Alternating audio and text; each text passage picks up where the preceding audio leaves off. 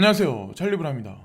일단 클릭해 주셔서 감사합니다. 그리고 오늘 영상에서는 되게 재미난 뉴스들이 되게 많거든요. 근데 왜 비트코인만 올라가고 알트코인은 떨어지니까 지금 되게 재미없는 장세다, 우울하다 이렇게 생각들을 되게 많이 하시겠지만 제 얘기를 한번 끝까지 한번 들어보세요. 처음부터 끝까지 들어보시고 마지막 판단 이제 각자 개인들이 하시면 될 거라고 생각하고, 지금 비트코인만 또 막 올라가잖아요. 몇 프로 막 올라가서 뭐 1770만 원 한 이 정도 때 비트코인만 이제 머물러 있고, 나머지 코인들은 뭐 알고 보면 차트상 봤을 때 사실 다 까져 있어요. 여기서 조금만 더 떨어지면 폭락할 수도 있는 지금 현재 상황이거든요. 근데 제가 반복해서 말씀드리지만 비트코인하고 전반적인 이 장세가 만약에 같이 동시다발적으로 엄청나게 상승했으면 이게 사실 우리한테 더 많이 위험한 거예요. 지금 알트코인 몇 프로 까지는 게 중요한 게 아니라, 근데 지금은 비트코인이 일단 16,000달러를 계속 넘지 못하는 상황이었는데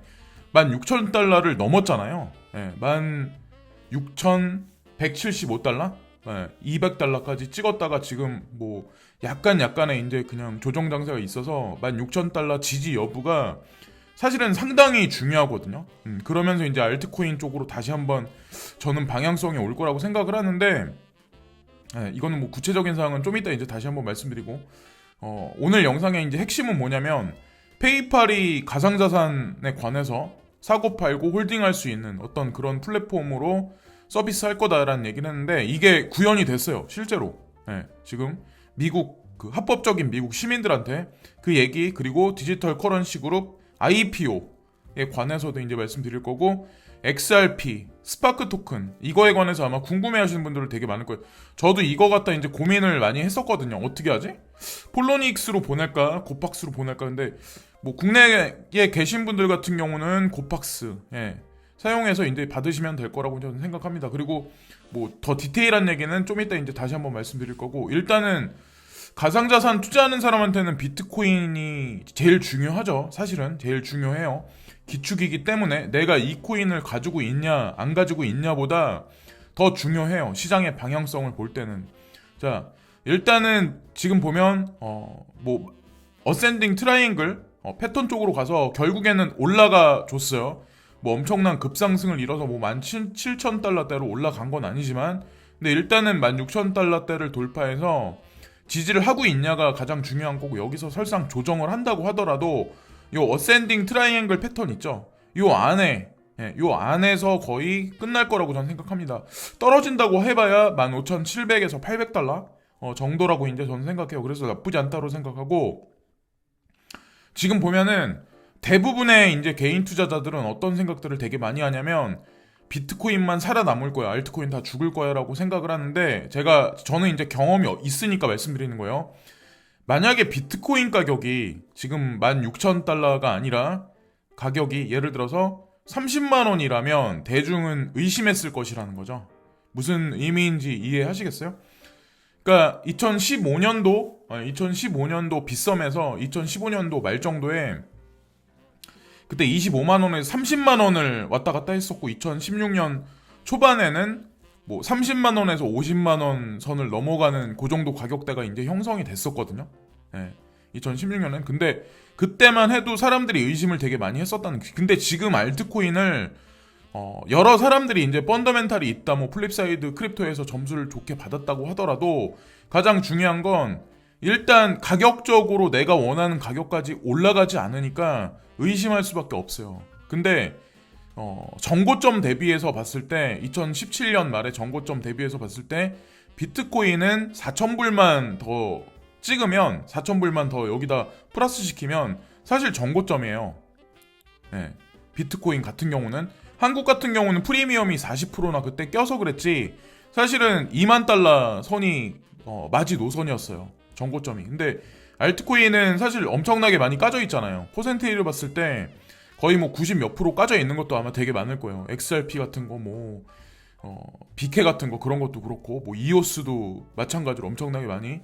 근데 어쨌건 언제까지 이렇게 가지만은 않을 거라고 저는 생각하거든요. 그리고 모르겠어요. 대중의 시선으로 그냥 그렇게 봤을 때는 이제 그러겠지만, 보통 가격이 막 올라가니까 안전하다, 뭐 더 사서 모아야 된다라고 생각을 되게 많이 하지만 사실은 떨어지고 있을 때 사실 그거를 조금씩 사 모으는 게 저는 더 낫다라고 판단하거든요. 개인적으로는 저는 이제 그렇게 일단은 생각을 해요. 저는 그리고 균형 있게 봐야 된다라고 생각해요. 비트코인만 살아남는다라고 생각하는 것보다는 제가 계속 있으면서 이제 느끼는 거는 균형 있게 뭐 알트코인이 이제 뭐 못 올라간 게 한 3년이 지난 것 같은데 그냥 그렇게 보시는 게 장기적으로 저는 나을 거라고 저는 생각합니다. 왜냐하면 이 베리 실버트라는 인물이 운영하는 DCG 그룹 같은 경우도 마찬가지로 알트코인하고 관련되고 있는 그런 회사들 코인에 300개 정도 제가 300개가 넘는 회사에 투자를 하고 있는 거로 알고 있어요. 근데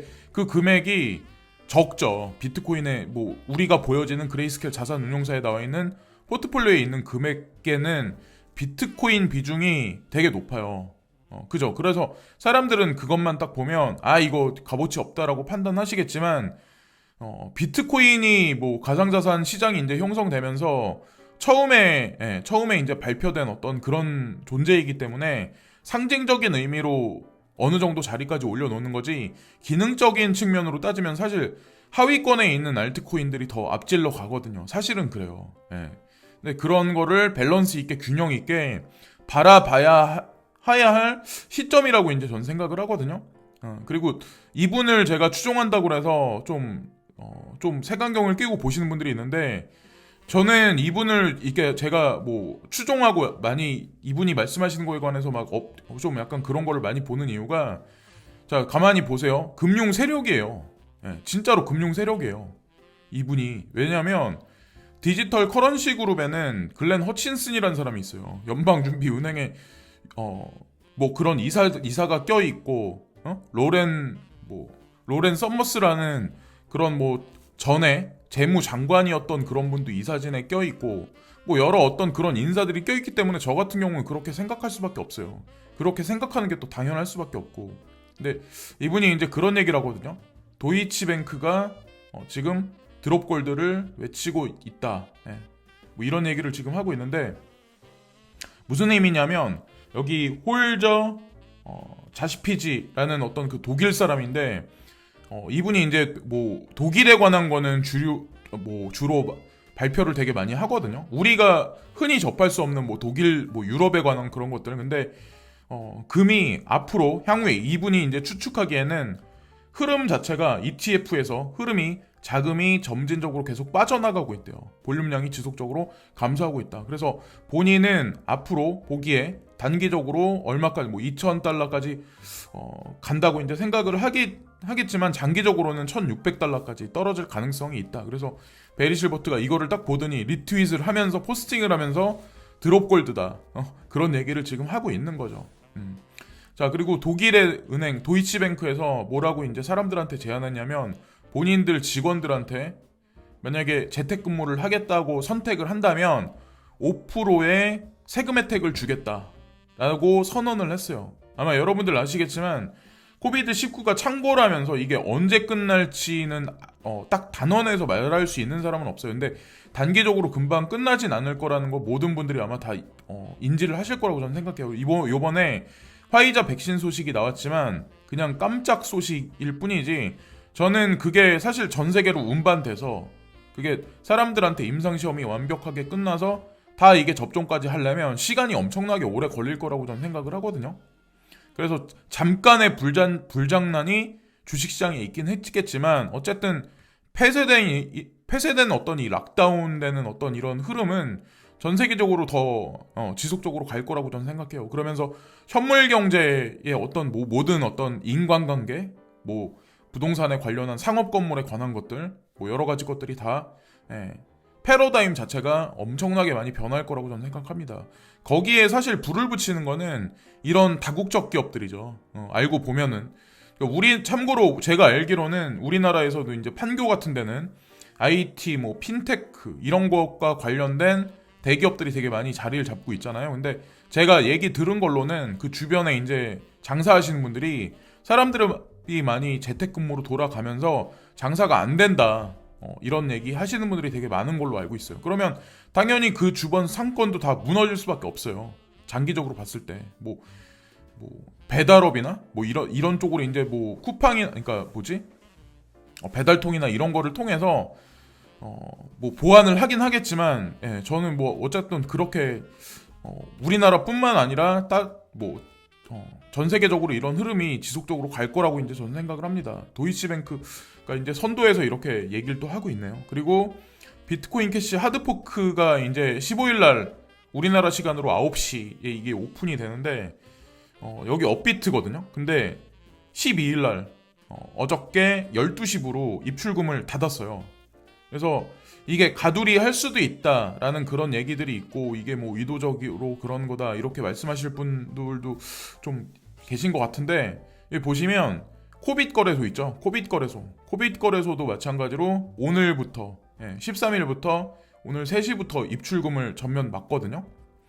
근데 아마 제가 알기로 다른 뭐 볼륨량 그러니까 거래량이 되게 많은 해외 거래소들도 이렇게 입출금을 닫는 걸로 알고 있어요. 근데 그거는 하드포크에 관해서 뭐 안정성을 기하기 위해서 제가 보기에는 거래소에서 의도적으로 그런 거라고 생각하지 이게 뭐 가두리라고는 저는 뭐 생각을 안 하고 있거든요. 그리고 또한 중요한 게 이 하드포크로 인해서 단숨에 2017년 급상승을 바라셔가지고 단기적 매매 관점으로 이거를 사시는 분들이 있는데 저는 글쎄요 뭐 비추하거든요. 그러니까 기존에 뭐 BK의 어떤 그 포텐셜을 보고 사셨던 분들 같은 경우는 그냥 뭐 들고 계셔서 그냥 뭐 주면은 좋은가 보다 이렇게 생각하시면 될 거라고 생각하는데 이게 시세 분출이 있을지 그리고 하드포크 이후에 시세 분출이 어떻게 될지 그리고 포크가 진행돼서 코인을 하나씩 준다면 그 코인 가격이 어떻게 될지 예측할 수 있는 사람은 다 아무도 없어요.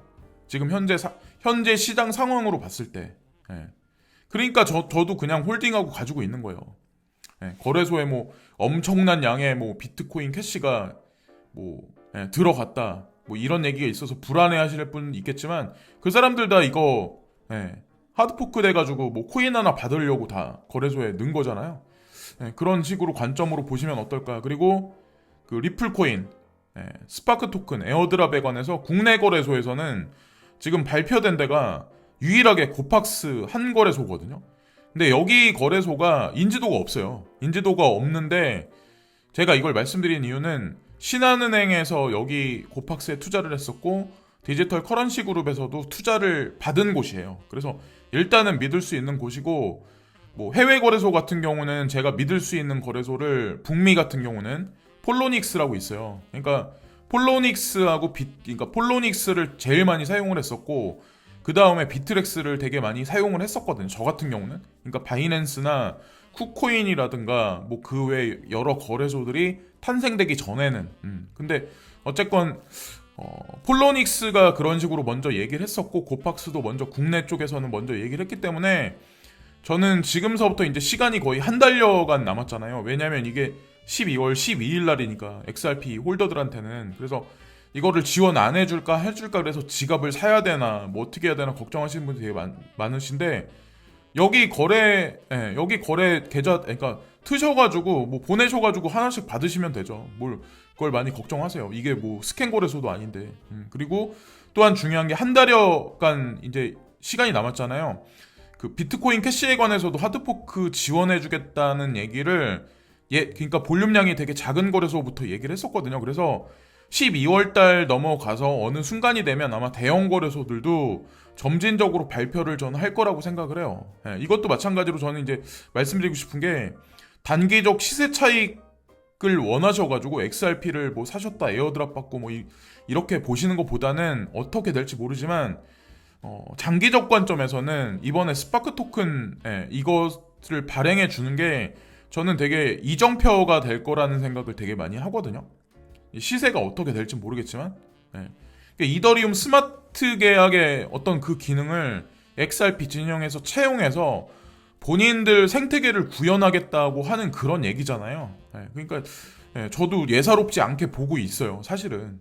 그래서 어쨌건 저도 이거 한 개도 안 팔고 오히려 더 지금 가격이 떨어지면 좀 사모을까 하고 지금 XRP는 지금 그러고 있고 중국 건설은행이 3조 규모의 블록체인 채권을 발행했다. 비트코인 결제 지원도 이 얘기가 나왔는데 자, 이런 뉴스 하나하나를 잘 보셔야 되는 게 중국에서 진짜 가상자산 시장을 규제를 하냐? 그래서 CBDC만 원하냐? CBDC를 발행에 있어서 나머지 뭐 가상자산들을 다 썩 죽이냐? 근데 저는 아니라고 생각을 하는 게, 자, 보세요. 비트코인 결제 지원한다. 이게 중국 건설은행이 그 2위예요. 네, 지휘권이 2위예요. 중국 땅에서도. 근데 이게 과연 중국 규제라는 거죠. 전 이게 중국 규제가 제도권 수용을 좀 디테일하게 만든다는 생각을 되게 많이 하거든요. 여기 보시면 2위에 있는 중국 공산당이 허가한 어떤 그런 그 은행인데, 여기가 푸상 익스체인지라고 공산당한테 규제 허가를 받은 거래소예요. 근데 여기서 이 채권을 발행하는데, 블록체인으로 채권을 발행하는데 미 달러하고 비트코인으로 매매를 할 수 있다라는 얘기를 지금 하거든요. 그래서 이게 13일부터 시작이 돼요. 그러니까 오늘서부터 이제 시작이 되는 거죠. 그리고 제가 생각을 하는 거는 아무래도 BSN 메타하고 같이 이거랑 같이 맞물려서 돌아가는 게 아닐까라는 생각을 하고 있고, 향후 건설은행과 협력해 위안화 등 다른 화폐로도 채권을 발행하기를 원한다라는 그런 얘기를 지금 하고 있잖아요. 아직 위엔화까지는 받지 않았지만, 그러니까 위엔화까지 받는다고 얘기를 하면 과연 이 블록체인으로 된 이 채권은 얼마나 많이 발행이 될까요? 거기 또 중간에 또 비트코인도 껴있고. 네.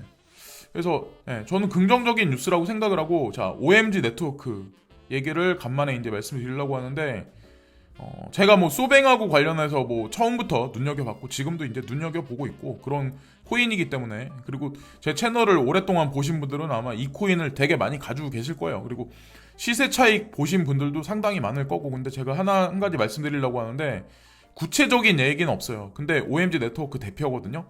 이분이 나는 은행을 원한다. 그러나 현재와 같은 은행을 원하는 건 아니다. 다음 세대의 은행이다. 뭐 이런 얘기를 지금 이분이 하고 계시거든요. 아마 여러분들 아마 아시겠지만 이 사람들이 지금 구현하는 어떤 프로젝트가 생각보다 되게 커요.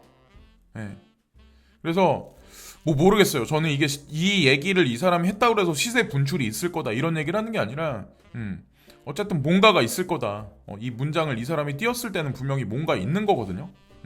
그리고 참고로 미주오 그룹하고 소뱅에서, 소프트뱅크에서 처음에 이제 초반에 자본 투자를 2015년도 4월 달인가? 그때에서 세워진 게 오미세고라는 이 회사예요. 그래서 그런 관점으로 보시면 돼요. 그리고 조시 라거가 비트코인 차트적인 관점에서 한 가지 이제 가지고 왔는데, 여기서 비트코인이 폭락을 하면 알트코인은 진짜 지옥행이다. 지금 현재 그렇게 만들어놨어요. 그렇게 보이게 만들어놨어요. 세력들이. 근데 조시 라거가 그런 얘기를 지금 하거든요. 2017년, 2018년에 지지선이면서 저항선인 어떤 그 가격대가 있어요. 16,170달러예요. 근데 지금 현재가 딱 거기에 맞물려 있어요. 이 비트코인이. 무슨 의미인지 아시겠어요? 그래서 여기를 돌파를 하면 17,000달러까지 금방 올라가고, 17,000달러를 돌파하면 2만 불까지는 단숨에 올라간다. 그래서 어떻게 될지는 모르겠지만 일단은 아주 진짜 중요한 자리에 있어요. 근데 알트코인이 여기서 이더리움도 그렇고 워낙 많이 까져 있기 때문에 비트코인만 여기서 계속 지속적으로 2만 달러까지 상승할 거라고는 전 생각을 안 합니다. 어느 시점이 되면 알트코인 쪽으로 다시 빨간불이 활짝활짝 돌면서 에너지가 다시 솟기 시작을 할 거라고 이제 저는 생각을 해요. 자, 그리고 다우존스, 나스닥, S&P 500 지수는 지금 다시 조정 장세에 지금 현재 있고, 달러 인덱스는 마이너스 쪽으로 다시 돌아갔네요. 그래서 뭐 가상자산 시장에 상승하고 비트코인에 상승하고 이거랑 맞물려서 생각하는 것도 제가 보기에는 그냥 어떻게 보면 귀에 걸면 귀걸이, 코에 걸면 코걸이, 이게 맞는 게 없어요. 커플링이다 디커플링이다 이거를 딱 규정하지 못한다라는 생각을 하나 하고, 자, 골드하고 실버 가격 올라간다고 하더라도 어쨌건 금융 세력이 지속적으로 골드하고 실버는 누르고 있기 때문에 결국에는 가상자산이 승리할 수밖에 없다고 저는 생각을 해요. 그건 뭐 예전에 골드하고 실버 가격이 뭐 지금도 마찬가지겠지만 앞으로 이제 더 많이 그런 일이 있을 거라고 저는 생각을 합니다. 자, 페이팔 그 애플리케이션 화면이거든요. 여기 보시면 실제로 지금 미국 미국 거주자들이 지금 어플을 깔면 이런 화면이 나와요. 그래서 비트코인에 관해서 지금 얘기를 지금 하고 있는 거죠. 그래서 비트코인, 이더리움, 비트코인 캐시, 라이트코인 지금 이거를 사거나 팔거나 홀딩할 수 있다. 그런 얘기가 있어요. 여기 화면에 나오듯이. 근데 XRP 가지신 분들, 뭐 나머지 알트코인 가지신 분들도 걱정을 많이 안 하셔도 되는 게, 제가 알기로는 bit고라는 그 회사를 인수합병하려고 페이팔이 지금 하고 있거든요. 근데 bit고에서 서비스를 진행하고 있는 여러 가지 가상자산들이 알트코인도 되게 많아요. 뭐 XRP도 마찬가지고. 그래서 뭐 추후에 저는 들어갈 거라고 이제 저는 생각을 합니다. 자, 이더리움 이렇게 차트상 화면이 나오면서 이걸 뭐 사거나 팔거나 매매를 할 수 있다, 이런 화면이 나온 거죠. 근데 되게 진짜 이례적인 일이라는 거죠. 사실 저 뉴스를 보면서, 그리고 FED 연방준비은행의 부의장이 그 미국의 중앙은행이 지금 그 CBDC의 가능성에 관해서는 아직 좀 이른 어떤 그 단계에 있다, 이런 얘기가 지금 여기 나오는데, 중국은 되게 앞서가서 발표를 할 수 있는 이유가 전 세계 이제 통화바스켓 측면에서 많은 퍼센테이지를 차지를 안 해요. 그러니까 당연히 통화시장에 본인들의 어떤 DCEP를 유통시킨다고 하더라도 시장에 반영이 되는 건 되게 미비해요. 근데 달러 같은 경우는 통화바스켓 상에서도 뭐 지금 아무리 떨어졌다 하더라도 67% 정도 되기 때문에, 여기서 만약에 급작스럽게 얘기를 한다면 전 세계 통화시장이 아마 파란이 불 거예요. 그리고 더더욱이나 달러 값어치는 급작스럽게 하락할 확률도 높기 때문에 전 아마 제일 나중에 발표를 할 거라고 저는 생각을 해요. 미국에서 디지털 달러를 발행을 한다면 아무래도. 자, 그리고 중앙은행 디지털 통화가 장기적으로 현금을 대체합니다. 이건 누구나가 다 생각할 수 있는 건데, 급작스럽게 뭐 중앙은행에서 뭐 CBDC를 발행한다고 해서 갑자기 현금이 없어지겠어요? 같이 공존을 하겠죠. 향후 뭐 10년 동안, 10년을 두고 뭐 5년을 두고 같이 공존을 하겠지만, 어느 순간에 물리적인 페이퍼머니는 사라지기 시작을 하겠죠. 그러면서 뭐 CBDC가 디지털 뭐 어떤 이 커런시들이 뭐 전 세계에서 뭐 유동성 장세를 이루지 않을까라고 이제 저는 생각을 합니다. 그리고 페이팔 암호화폐 거래가 미국에서 시작되는데, 처음에 발표된 건 $10,000인데 지금 현재는 주당 $20,000까지 거래를 할 수 있습니다. 되게 이거는 되게 진짜 어떻게 보면 진짜 놀랄 일이거든요. 그리고 여기 보시면 암호화 서비스의 일환으로 페이팔은 미국에서 가장 내파적인 지방금융 규제기관 중 하나인 뉴욕 금융서비스부로부터 첫 번째 조건부 비트 라이센스를 받았습니다. 이런 얘기가 있어서 공식적으로 이제 허가가 된 거고, 디지털 통화그룹의 IPO는 쉽게 $40억 벌 수 있다고 메사리는 말하고 있습니다. 그래서 어디가 먼저 될지는 모르겠어요, 저는. 근데 뭐 코인베이스도 얘기가 나오고 디지털 커런시 그룹도 얘기가 나오는데, 뭐 누가 먼저 하든지 어쨌건 자웅동체죠. 디지털 커런시 그룹에서 코인베이스의 주도권을 갖고 있기 때문에 어차피. 근데 여기 보시면 DCG는 제네시스, 그리고 그레이스케일, 코인데스크, 그리고 파운더리, 뭐 대표적인 어떤 자회사들이거든요. 이런 회사를 포함해서 큰 브랜드 중 일부를 소유하고 있다. 이러한 자산과 기타 DCG 자산을 합치면 연간 2억 4,400만 달러의 수익을 창출한다. 그래서 디지털 커런시 그룹의 투자 부문은 비트코인, 이더리움 및 수십 개의 다른 암호화폐로 구성된 상당한 포트폴리오를 가지고 있습니다. 만약에 수익이 없다라고 판단하면 여기에 나와 있는 수십 개의 다른 암호화폐로 구성된 상당한 포트폴리오가 필요가 없겠죠. 그래서 제가 말씀드리는 거예요. 그래서 그리고 또 하나 여기 보시면 베리 실버트는 디지털 커런시 그룹을 암호화폐의 버크셔 해서웨이로 바꾸고 싶다고 말한 것으로 인용되고 있습니다. 지금도 전 세계에서 비트코인을 몇만 개나 가지고 있는 전 세계에서 가장 큰 가상자산, 암호자산 그룹이라고 보시면 돼요. 근데 앞으로 더 많은 아마 기관들 자금이 유입이 될 거고, 디지털 커런시 그룹을 믿고 그레이스케 자산 운용사를 믿고 그 돈을 맡긴 거고, 그 돈을 통해서 본인들이 생각하는 어떤 그 그림을 현물 경제에서 그려 나갈 거라고 이제 저는 생각을 합니다. 주식시장에서도 버크셔 해서웨이가 차지하는 비중이 되게 크잖아요. 워렌 버핏이 이제 주도권을 잡고 있고. 그래서 아무래도 21세기, 그러니까 앞으로 펼쳐질 세상에서는 그 뭐지?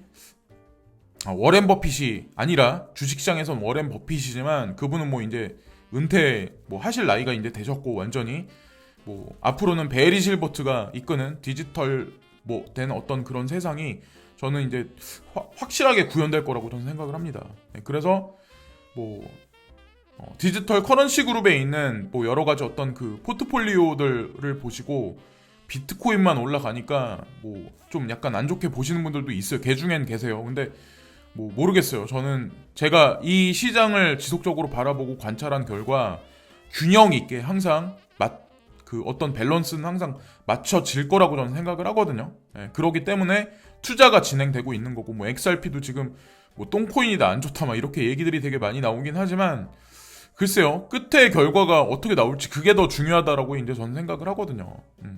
비트코인이야 뭐 가격이 워낙 많이 올라갔으니까 비트코인만 보고 대중들이 추세 추종을 하고 추앙하는 거는 그건 당연한 수순이고 진짜 세력들이 무슨 생각을 하는지 그걸 알 수 있는 사람은 아무도 없어요. 예. 그건 뭐 추후에 시간이 경과되면 분명히 나올 거라고 저는 생각을 합니다. 예.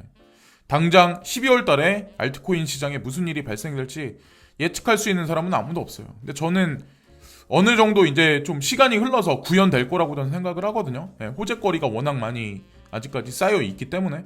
지금까지 찰리브랑이었고 오늘도 시청해주신 모든 분들께 진심으로 감사드리고요. 구독과 좋아요 끝으로 부탁드리겠습니다. 오늘도 진심으로 감사합니다.